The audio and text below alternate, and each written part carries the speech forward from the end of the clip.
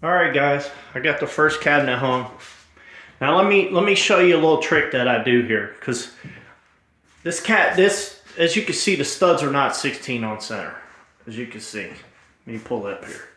See, there's one line there, and there's one line there. They're not 16 on center. I think they did like 24 on center or something. I don't know. Okay, this cabinet's 21 inches. Okay, what I do is I pre-drill my holes using this bit right here. It's got an auger on the end so you can countersink it, and it's the bit is an angle bit, so it keeps it tight as it's drilling. So when you run your screws in there, okay. Let me show you a trick here. The stud's right here. The stud's right there, okay. So there's no stud right here where I really need it. There's always a stud in the corner.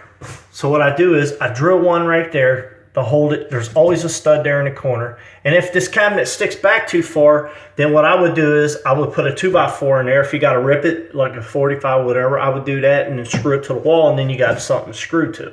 Okay, but fortunately these here are long enough to get to the stud in the corner. Now the other thing I do too, even though it's just drywall, I'll drill just through the cabinet, and then I'll let this right here go into the drywall, and it's not real tight, but it's enough to hold that cabinet up there, okay? Now the next thing I need to do is I need to hang this cabinet.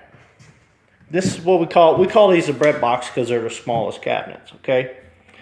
And I'm gonna hang that cabinet up here, okay?